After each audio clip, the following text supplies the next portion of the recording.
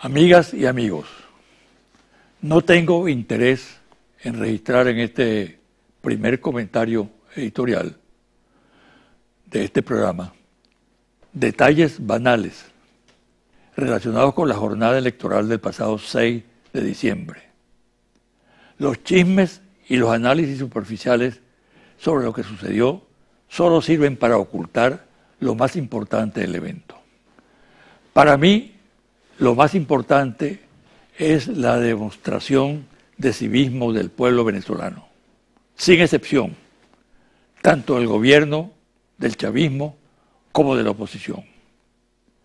Cuando adentro y sobre todo afuera del país se tejían los más variados y temerarios comentarios acerca de la incapacidad de los venezolanos para participar pacíficamente en unas elecciones, el país dio una demostración de madurez, de respeto a la democracia y de capacidad para la convivencia civilizada.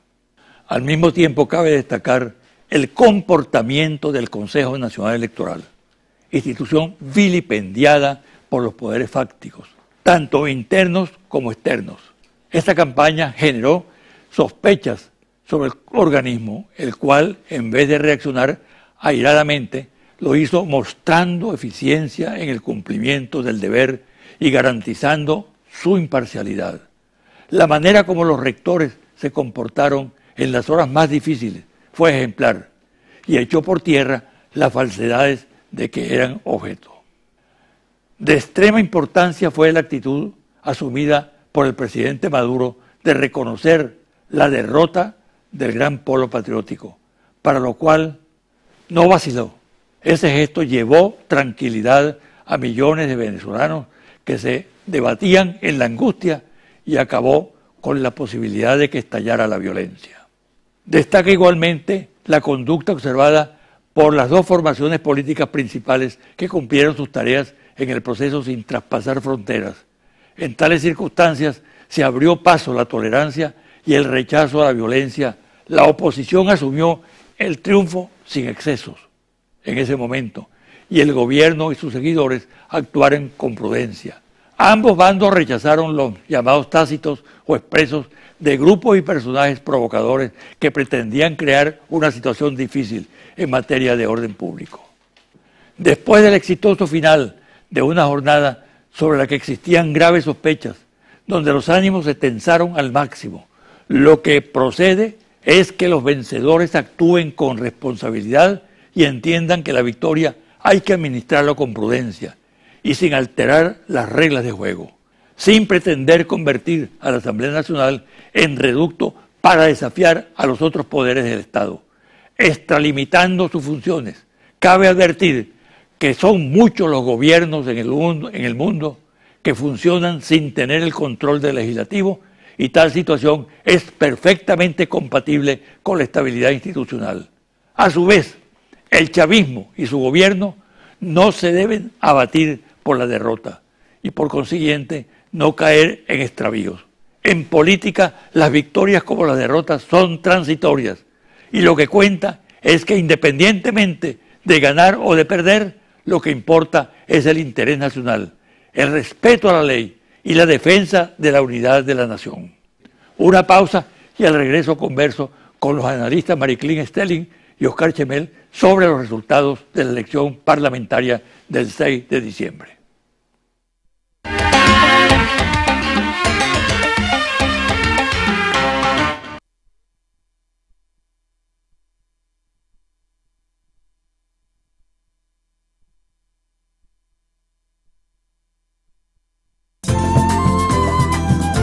Estás viendo José Vicente Hoy.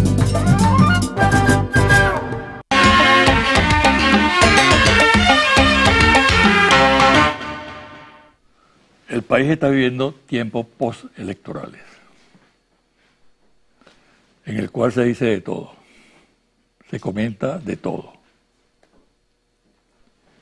El tema sigue siendo el tema electoral. Lo que ocurrió el 6 de diciembre, lo que está planteado en este momento, la perspectiva futura. He invitado para este programa con el cual concluyo la actividad de este año, para reiniciarla en enero próximo, a dos analistas excepcionales, para mí excepcionales, Mariclín Sterling y Oscar Chemel. Han estado ambos en este programa, han dado programas extraordinarios que han servido para esclarecer mucho la situación en esos momentos. Hoy los tengo con ustedes. Bienvenida, Mariclín, bienvenido, Oscar. Gracias. Gracias, José Vicente. Podemos comenzar por lo siguiente, ¿no? El proceso electoral que culmina el 6 de diciembre. Aciertos de la oposición en ese proceso. Aciertos del polo patriótico. También desaciertos de uno y de otro. Comenzamos con la dama. Bueno, yo creo que uno de los aciertos que yo rescataría es la defensa a ultranza que hizo el presidente Maduro del gobierno de que iba a ser un proceso democrático, que se iban a aceptar los resultados, que la palabra del pueblo era digna y la palabra del pueblo era sagrada. Me pareció eso un elemento importante que repitió a lo largo de toda la confrontación electoral. Digamos que en teoría yo siento, bueno, que se recorrió el país, se hizo el 1x10, el comando Bolívar Chávez actuó como en principio como debería ser en esa campaña electoral. Pero creo que el gobierno cayó en una trampa que le tendió la oposición y que de alguna manera reforzaron algunas encuestadoras. Nunca estuvo claro que era una elección circuital. Nunca estuvo claro que era una elección, que eran microelecciones con características específicas cada una. Allí lo que se puso en juego, y ahí es donde digo que creo que el gobierno cayó en la trampa, era como la evaluación de la gestión de gobierno y de la figura de Maduro. Tan es así que muchas veces salía, no sé si fue un sondeo que ustedes hicieron, que Maduro tenía Chávez tenía el 50 y tanto % y Maduro mucho más abajo que la figura de Chávez. De manera entonces que yo siento que la gente que acudió a votar despreció de alguna manera los candidatos o candidatas por su circuito y en realidad ahí se estaba votando por una gestión dentro de una coyuntura de crisis económica, de desabastecimiento, de bachaqueo, de colas y de angustias porque no tenías alimentos y medicinas que necesitabas. Esos fueron elementos allí que incidieron en ese voto y el desconocimiento de que eran elecciones circuitales. Yo no sé si importaba mucho por quién tú ibas o por quién tú no ibas. Creo que un desacierto también, en este caso del gobierno, fue la elección primaria, la selección de candidatos y candidatas. Yo percibí que muchos candidatos y candidatas estaban siendo elegidos no por los méritos circuitales, vamos a llamarlos así, sino estaban elegidos por otras razones políticas, afectivas, la mamá de alguien, un artista importante, un poco bueno para ver si esta figura capta el voto, con independencia de que se trataba de personas que iban a actuar en el Parlamento, en el Senado. Yo creo que eso fue algo importante a destacar del lado del gobierno. Del lado de la oposición siento que hicieron una campaña como silenciosa. Nunca telegrafiaron lo que estaban haciendo. Uno evaluaba los medios, analizaba los medios y encontraba muchísima información de lo que estaba haciendo el gran polo patriótico y muy poca información de lo que estaba haciendo la oposición. El casa por casa de la oposición creo que se inició antes de las del gran polo patriótico, al menos así lo observé yo en la prensa. Y además ellos, por lo que sí leí en la prensa, ellos, digamos, analizaron en cuáles circuitos ellos tenían que profundizar su oferta electoral y se fueron a circuitos que estaban como muy peleados, a circuitos donde estaban débiles, a circuitos quizás con un altísimo grado de desabastecimiento. El interior se decía que tenía un grado mayor de desabastecimiento que la capital. Yo creo que eso es un elemento también a destacar, ese trabajo casa por casa de la oposición que me da la impresión de que comenzó mucho antes que el del gobierno, que fue como la última recta del gobierno. Oscar, a lo que señaló Mariclín, yo quiero agregar para tu análisis que ese aspecto del carácter circuital, ¿no? Si no influyó, entonces la evaluación de los gobernadores en cada circuito y de los alcaldes también. Sí, no, adelante. En ese caso en particular pareciera que no fue decisivo. Gestiones valoradas muy positivamente en estados como Vargas fueron castigadas con un voto a favor de la oposición. El caso de Vargas es Sí. muy sintomático, muy particular. Cojedes, una gestión valorada muy negativamente, ¿sí? Y el chavismo logró imponerse. Una gestión de gobierno valorada muy negativamente, el chavismo logró imponerse. El análisis que podemos hacer de la campaña de la oposición es más sencillo. La oposición no hizo campaña. No hizo campaña. La oposición entendía que tenía que canalizar el descontento, convertir la tarjeta de la MUP en el instrumento para castigar la gestión económica. La economía fue el tema fundamental, un tema nacional que decidió el comportamiento electoral de los venezolanos. La oposición hizo lo que tenía que hacer, no hacer nada. Porque la oposición todavía la oposición todavía no es una alternativa, no tiene discursos, propuestas, proyectos, narrativas que cautiven, persuadan, movilicen, convoquen a la mayoría de los venezolanos. Lo que vimos el pasado 6 de diciembre fue un voto castigo, no fue un voto a favor de la oposición. Fue un voto castigo y la oposición tiene que entender, aunque las victorias no se analizan, pero la oposición tiene que entender cuál fue el significado de esta votación. Primero, manifestar el descontento. Y segundo, es importante resaltarlo, el 6 de diciembre se manifestó un sentido de urgencia. Los venezolanos quieren soluciones. Los venezolanos están demandando respuestas ante los problemas económicos. Si la oposición no entiende estas expectativas, estas demandas, puede generarse un cortocircuito y perder el capital electoral que han logrado, ¿no? Pues la oposición es una fuerza electoral, pero no es una fuerza social, política, simbólica, no tiene presencia en las calles, no tiene presencia en los movimientos sociales. Su respaldo más militante está en las clases medias profesionales y en las élites. Eso con respecto a la campaña de la oposición. Incluso, un dato muy significativo, más del 80% de los venezolanos, más del 80% de los electores desconocía quiénes eran los candidatos de la oposición. No así en el caso del oficialismo, donde la proporción era alrededor del 50% de los venezolanos desconocían los candidatos de la oposición. Entonces, el tema fundamental fue la economía, que preocupa a 4 de cada 5 venezolanos. Del lado de la campaña del PSUV, fue una campaña titánica, adversar al descontento. El principal adversario del PSUV, del chavismo, fue el propio gobierno, fue la gestión económica del gobierno. Haber logrado el 42% de los votos es una hazaña en estas circunstancias tan dramáticas y tan difíciles. Quien subestime, desestime esta fuerza electoral, esta fuerza militante cautiva que respaldó al chavismo el pasado 6 de diciembre, no sabe lo que está diciendo. Es un estúpido.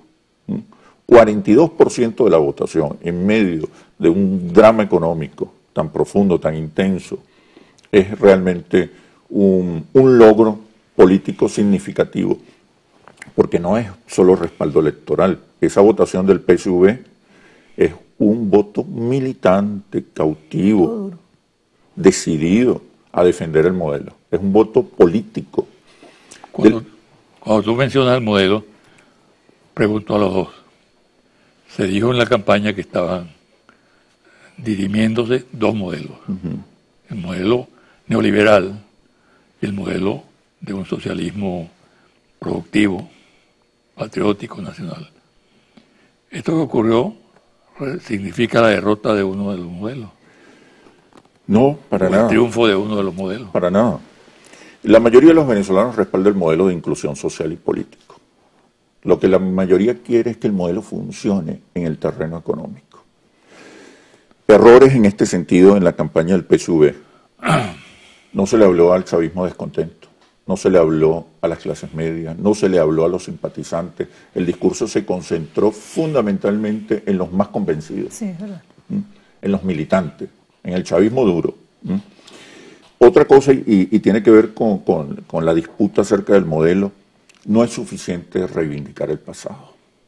Y los programas sociales no se convierten automáticamente en votos. Faltó un discurso esperanzador. El futuro es lo que convoca y moviliza a las mayorías, sobre todo en esta etapa donde las demandas y exigencias de los sectores populares hace 15 años hoy son conquistas y derechos. Y los sectores populares ahora, y la mayoría del país ahora lo que quiere es orden, eficiencia, consenso, valores. Una nueva etapa. Yo quería acotar, ese 42% es un 42% que sufre las mismas vicisitudes que el porcentaje restante. Ese 42%, ese es el voto duro, quizás ese 42% votó militantemente por un proyecto y un modelo. Exactamente, ese es el voto duro exacto y esa es la ventaja que tiene el oficialismo, el chavismo, el bolivarianismo en relación a la oposición.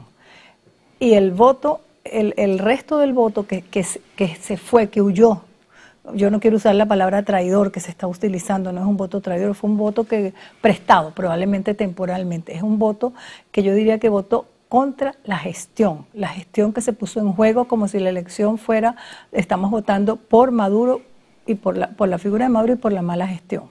Se dice que se convirtió en un plebiscito, y es verdad. Entonces la gente, yo creo que el voto militante es el voto más importante en este momento de analizar, que lo tiene el chavismo. El efecto de lo mediático y de la presión exterior en la campaña. Sí. No, eso es un factor muy importante. Hay una campaña de neurotización, hay una campaña de desestabilización, que se genera fundamentalmente a través de una red de medios privados transnacionales que desde hace muchos años están intentando caotizar al país, ¿no? Generar angustias, generar neurosis, y eso se expresó evidentemente el 6 de diciembre. ¿Okay? Pero ¿cómo enfrentar esto? El gobierno, yo creo que aquí perdió la batalla batalla psicosocial. No logró enfrentar acertadamente la feroz campaña de neurotización que hay sobre Venezuela, de neurotización y de descrédito con respecto a los líderes fundamentales del chavismo. Tú que manejas tanto la cosa mediática y la comunicación. Fíjate que yo creo que la campaña de la oposición se la hicieron los medios y se le hizo el circo ese externo internacional que hay en torno a Venezuela. No necesitaban hacer campaña, la campaña eran medios nacionales y medios internacionales. Y muchos medios que han tomado una postura más o menos equilibrada, simplemente al dar las informaciones que había de desabastecimiento, los problemas en los hospitales, los problemas en las medicinas, ya se le estaban haciendo campaña a la oposición. Entonces la oposición tenía ese tercer actor allí que le hizo la campaña gratis, que son los gratis entre comillas, que son los medios nacionales e internacionales. Ese interés inmenso que hubo de los medios internacionales, por ahí leí que habían 12.000 periodistas. En el Mundial de Fútbol de Brasil parece que llegaron 18.000, o sea, que nosotros competimos casi que con el Mundial de Fútbol. Varios de esos periodistas me entrevistaron y yo pregunté, bueno, ¿por qué hay tanto interés? Una persona me dijo, el avión venía lleno de periodistas. ¿Por qué hay tanto interés en el país? Y me dijo, por la violencia. Había un interés en lo que iba a suceder en Venezuela el 6 de diciembre cuando se conocieran los resultados. Aquí se esperaba guerra civil, golpe de Estado, gente en la calle protestando, violencia del aparato oficial se esperaba. Y creo que fue interesante porque fue importantísimo que diéramos esa demostración. La sangre, ¿no? Estaban esperando sangre, eso me lo dijeron a mí, pues yo pregunté por qué tanto interés. Se fueron frustrados, pero yo creo que Venezuela reivindicó ante el mundo, o el gobierno reivindicó ante el mundo su talante democrático y que somos un pueblo pacífico. A mí me tocó demostrar con un canal colombiano, discutir, somos un pueblo pacífico, vamos a dar ejemplo de paz, de aceptar los resultados, sea cuales fueren. Es más, les dije, los reto a que me llamen después que se conozcan los resultados. Estoy esperando la llamada. Vamos a hacer una pausa. Al regresar, hablemos ya concretamente del resultado.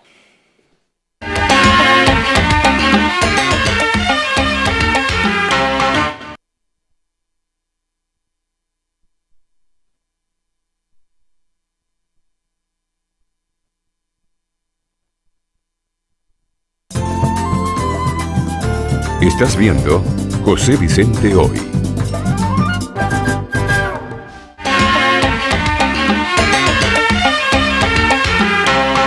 Resumo la pregunta, los resultados.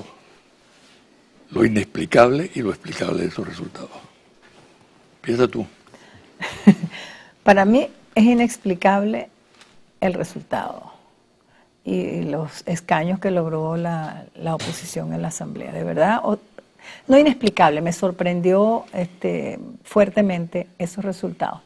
Se sabía que había ventaja de la oposición por todos los sondeos que hicieron las encuestadoras, pero yo honestamente pensaba que podía ser una mayoría simple. Y en el último tramo de la contienda pensé que el gobierno estaba remontando y podía llegar también a ganar por mayoría simple. Para mí fue un resultado interesante, digno de análisis, de profundizar las causas del resultado. Yo creo que ahí es donde debemos profundizar los análisis que se están haciendo. Sorpresivo resultado. Sí. Y creo, para agregar, que la oposición no está preparada para el triunfo que logró. Y eso también es bueno analizarlo y recalcarlo. Por algunas voces que están surgiendo, prepotentes, revanchistas, que da la impresión pues de que no tenían esa preparación y que a lo mejor puede venir con una intención revanchista, por lo menos esas voces que son las que más se están oyendo en este momento.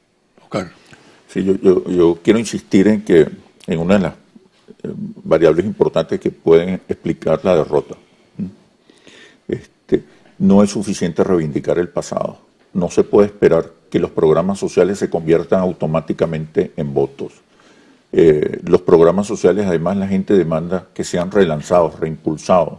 La gente no quiere ver las mismas misiones de hace 15 años, 10 años. Quiere ver misiones renovadas, con nuevos objetivos, nuevos propósitos.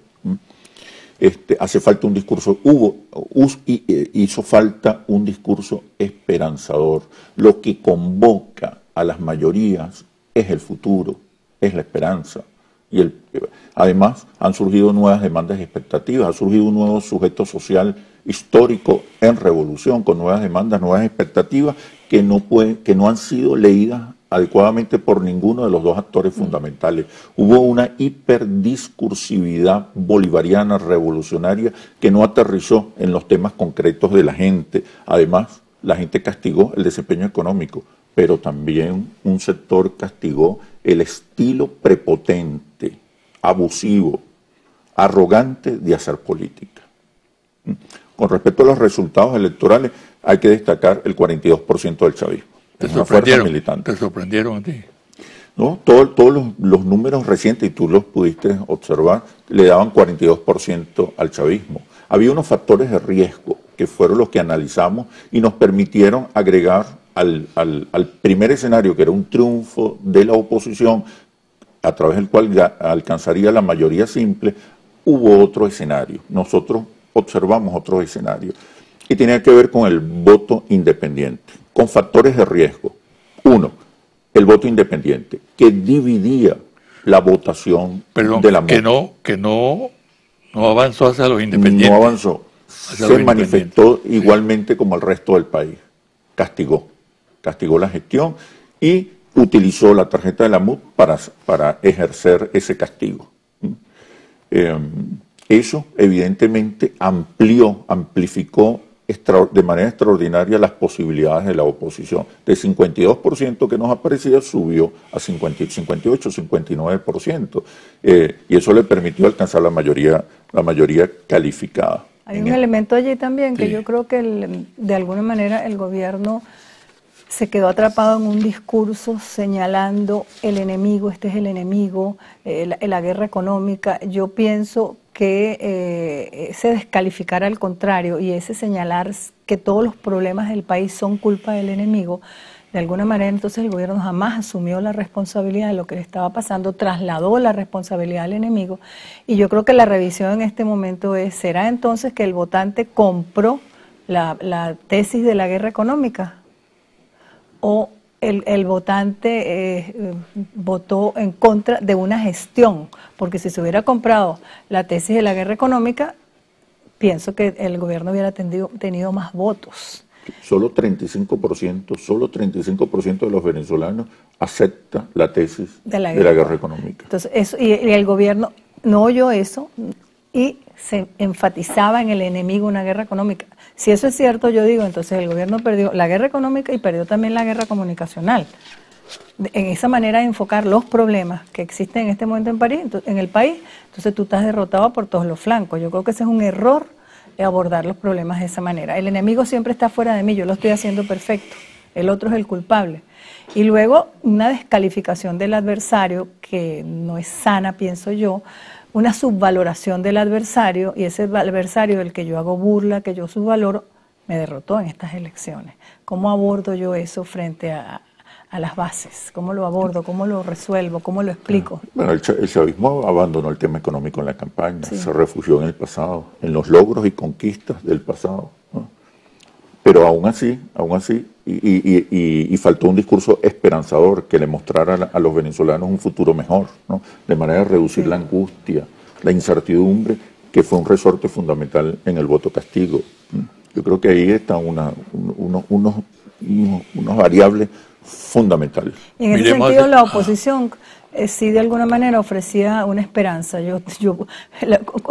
Con el capital privado, la empresa privada, las inversiones que van a venir de afuera, yo te aseguro que esto se va a solventar. Entonces allí había una esperanza. Hablemos de lo que viene, pues. ¿Cómo va a funcionar el poder en Venezuela ahora? ¿Habrá cohabitación o habrá enfrentamiento casi de carácter bélico? Pues? Bueno, yo no hago sondeos. No escenarios. No hace sondeos yo hago sondeos como Chevel, pero uno pulsa el sentir. Yo creo que hay una necesidad sentida, fuerte, de convivir y de dialogar. Hay un convencimiento de que es necesario dialogar. Dialogar no entre iguales, sino dialogar con el otro, con el adversario, que ya a lo mejor no es ni visto como adversario, sino como otro sector de Venezuela con el que debo dialogar, debo convivir y con el que debo resolver conjuntamente los problemas que aquejan el país. Eso es algo que uno está sintiendo por allí, quizás medio desordenado, azarosamente, pero hay una necesidad sentida. Sí, entonces, tiene vigencia ese lenguaje o ese mensaje, hay que derrotar al adversario, el adversario es el que te está haciendo la guerra, no tienes esto por culpa del adversario, cuando yo creo que hay una necesidad de verdad de convivir, de dialogar, algo que tú siempre has trabajado, de tender puentes, eso se está sintiendo. La fractura es muy fuerte en el país, la fractura es fuerte. Y además yo creo que el desabastecimiento se ha convertido en algo que nos unió. Las colas también es algo que te permitió conversar con el otro. Los problemas eran comunes. Toda la sociedad tenía los mismos o tiene los mismos problemas. Entonces es un elemento también interesante de reencuentro en una crisis económica. Y que agrego a lo siguiente, ¿qué papel va a jugar el Parlamento? Sí. Parece que se convertirá en el escenario privilegiado pues del debate.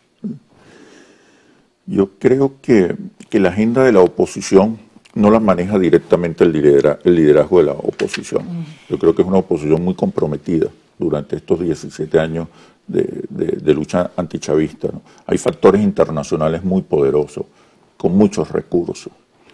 Yo creo que como está ocurriendo en Brasil, como está ocurriendo en Ecuador, la oposición va a presionar por una crisis política, por una confrontación, de manera de ocasionar un desgaste en la gestión de gobierno, de debilitar las posibilidades de resolver los problemas económicos, ¿no?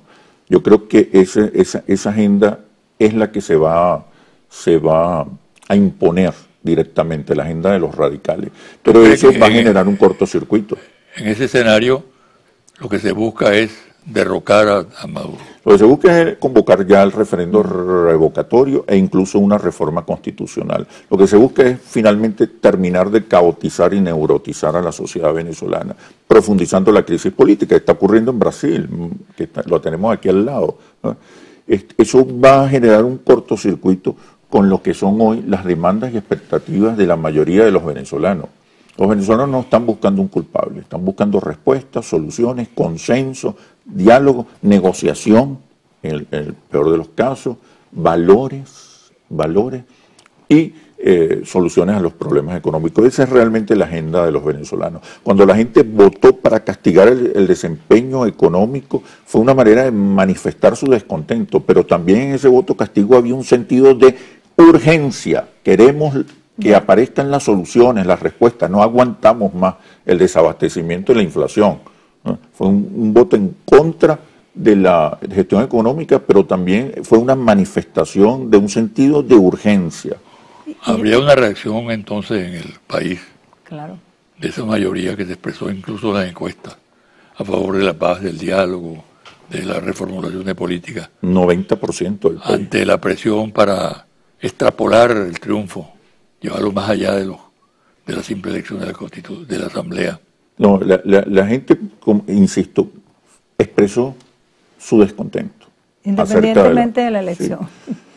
Utilizó una tarjeta, hubiera podido utilizar un mazo, hubiera podido utilizar una manifestación, lo que sea, un apagón, pero utilizó lo que los venezolanos hemos aprendido a hacer en los últimos años. Utilizó el voto, la opción democrática, constitucional, electoral, para manifestar su descontento y su sentido de urgencia. Yo creo que eso es clave entenderlo. Si no lo entienden los actores políticos, si no lo entiende la oposición en primer lugar, que es quien tiene hoy el sartén, en alguna medida el sartén por el mango, se va a desconectar, va a generar un cortocircuito y va a perder no solamente va a perder la fuerza electoral, sino incluso la posibilidad de crecer como alternativa, de crecer como fuerza social, simbólica, cultural, que es realmente el gran desafío de la oposición. Pero yo creo finalmente que la agenda radical se va a imponer.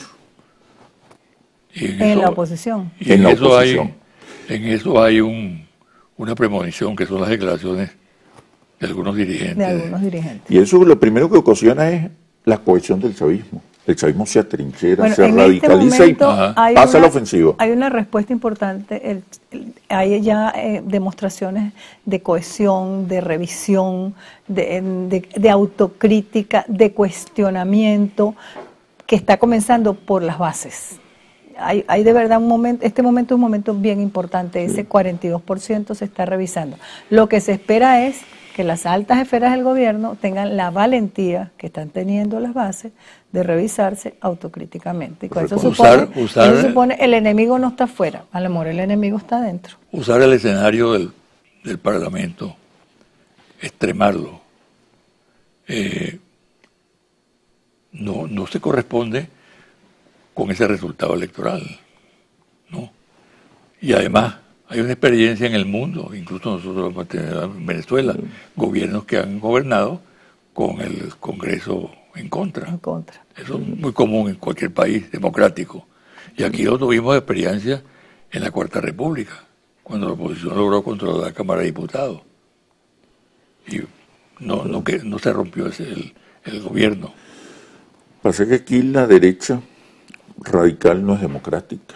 Desde hace 15 años están apostando a las salidas violentas, inconstitucionales, a las salidas caóticas. Sí. El gran antídoto para evitar una profundización de la crisis política es que el gobierno comience a proporcionar buenas noticias, comience a brindarle soluciones sobre todo a los problemas económicos y restablezca la esperanza. Esa es la mejor manera en esta coyuntura de neutralizar la presión sobre la crisis política que en mi opinión se está activando desde la oposición. ¿Cuáles serían para ustedes los acuerdos mínimos? Eso sería entonces obligante que el gobierno pase del discurso bélico a otro tipo, al discurso que tú llamas esperanzador. O en paralelo. O equilibre los dos discursos. Perdón.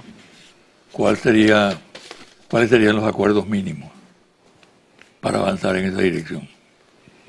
¿Sobre qué tema? Yo creo que son económicos en primer lugar. ¿Y qué más? Sí, económico. Económico. Más que crear consenso, porque la confrontación existe. Es difícil crear consenso en un país tan polarizado, pero se pueden negociar, podemos entrar en algunas áreas para dialogar y negociar.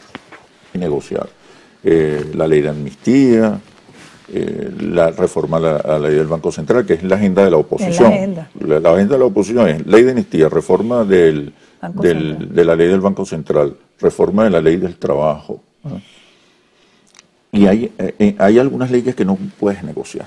Yo creo que la oposición tiene que definir, la oposición al chavismo, un conjunto de temas y políticas sobre las cuales es posible ponerse de acuerdo. Confrontar dos fuerzas, una fuerza electoral y otra fuerza política, es un suicidio colectivo. El gobierno sigue teniendo fuerza social, sigue teniendo capacidad de movilización, sigue siendo la mayoría, sigue teniendo poder simbólico. Que no la tiene la oposición. Que no lo tiene la oposición. Oposición, circunstancialmente, hoy es mayoría en el Congreso, pero es porque es gracias a los desaciertos y errores de la gestión económica del gobierno.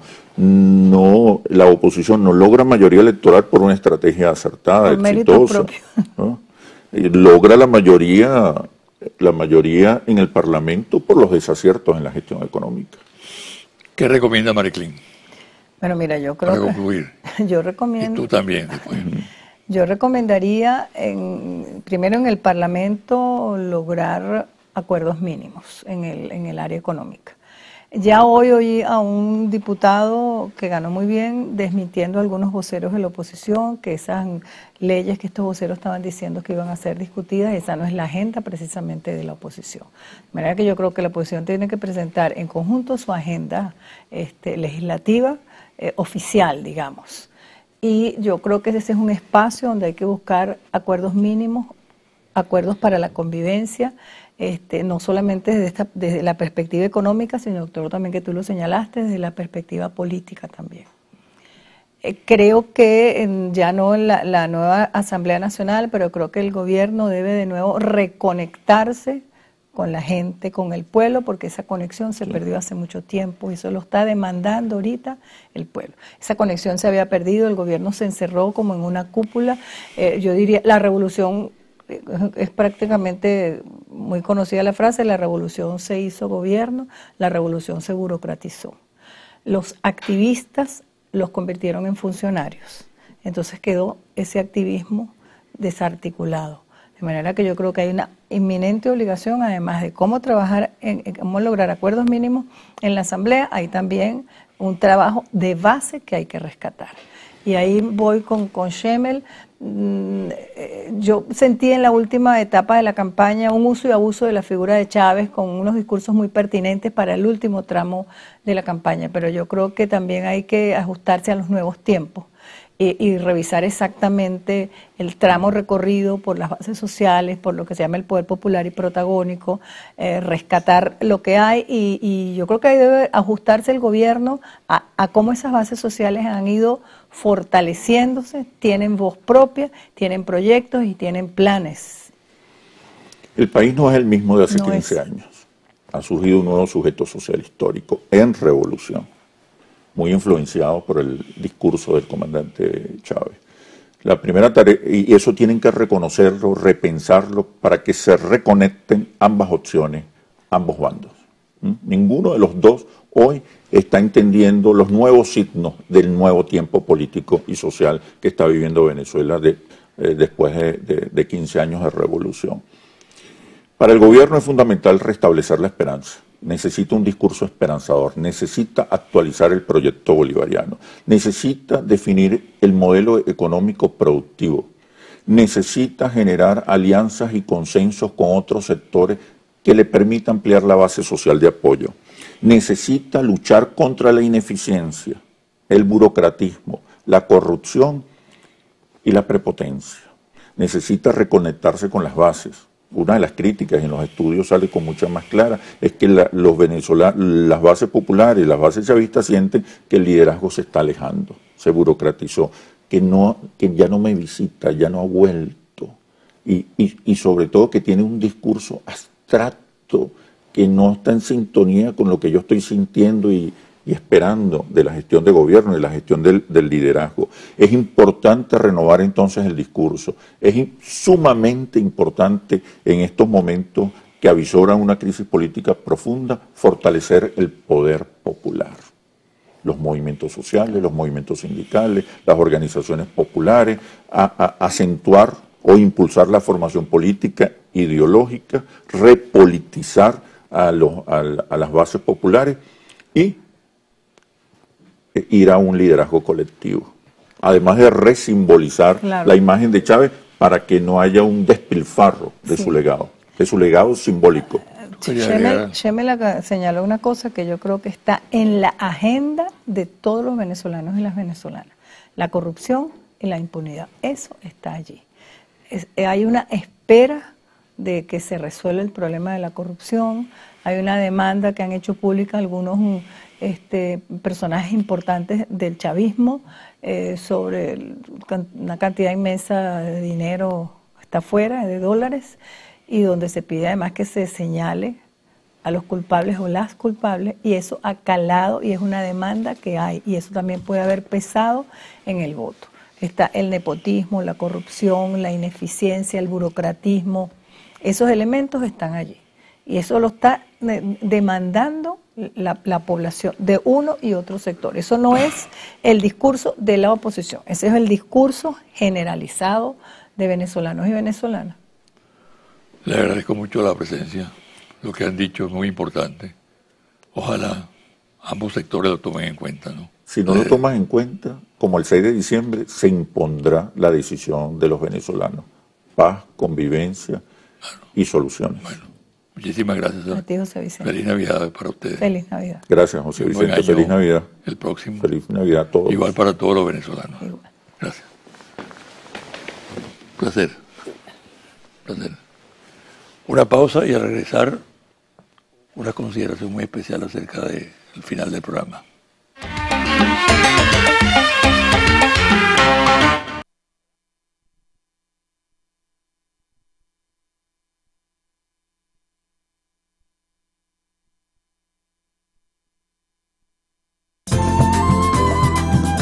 Estás viendo José Vicente Hoy.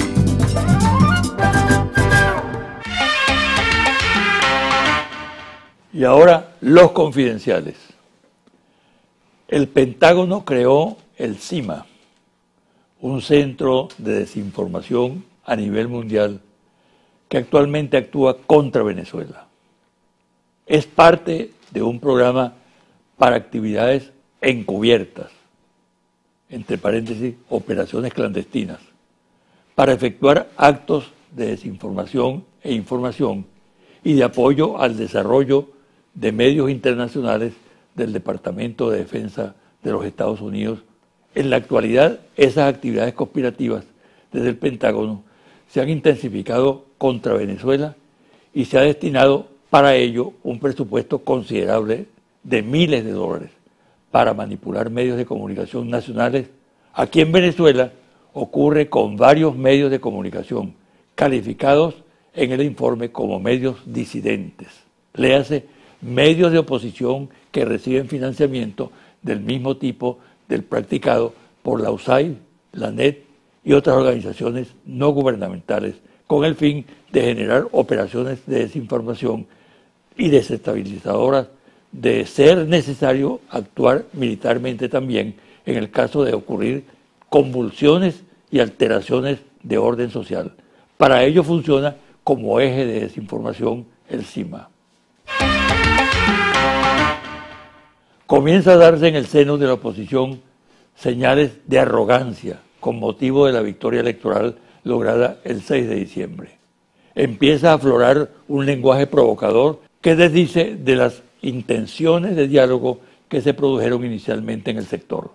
Destacados dirigentes de la MUD hablan de retaliación, profieren amenazas contra el chavismo que serían ejecutadas por la nueva mayoría en la Asamblea Nacional. En algunos casos se llega al extremo de agredir la memoria del comandante Hugo Chávez y anunciar que sus restos serán sacados del cuartel de la montaña. Advierto, hay que controlar la lengua y tomar distancia de los desplantes. Por ese atajo de la irresponsabilidad declarativa, el desenlace final no es otro que la violencia, que a nadie le conviene, ni al gobierno chavista, ni a la oposición. Este es el último programa del año. Regresaremos con la productora Ana Ávaros y el magnífico equipo de trabajo de Televen en la segunda quincena del próximo mes de enero del 2016. Deseo a toda la audiencia y en general al pueblo venezolano una feliz Navidad y lo mejor el próximo año. Gracias a toda la audiencia por la atención, solidaridad y colaboración con este programa. Muchas gracias.